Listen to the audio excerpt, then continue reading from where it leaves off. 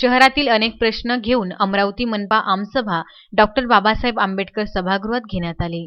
या आमसभेत अमरावती मनपा शिक्षण विभागातील मुख्याध्यापकांच्या पदोन्नती तसेच शिक्षणाधिकारी यांची निवड करणे हा विषय बसपाचे गटनेता चेतन पवार यांनी मांडला। तर मनपाने 2.5 कोटी रुपयांची स्वीपिंग मशीन खरेदी केली, मात्र तिचा वापर झाला नसल्याने पैशांचा दुरुपयोग होत आहे असा मुद्दा नगरसेवक मिलिंद चिमोटे यांनी व्हिडिओ कॉन्फरन्सद्वारे उपस्थित केला।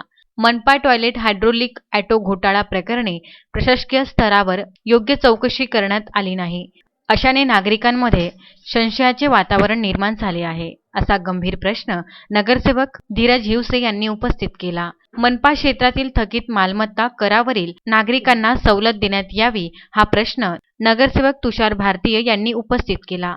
त्यांच्या प्रश्नावर चर्चा करून आमसभेत ठरावाला संमती देण्यात आली। तसेच मनपा क्षेत्रात किती व कोणकोणत्या ट्रॅव्हल्स चालतात, त्यांचा थांबा कुठे आहे, वेलकम पॉइंट येथून ट्रॅव्हल्स हद्दपार करता येईल का, असा प्रश्न नगरसेवक विजय वानखडे यांनी उपस्थित केला।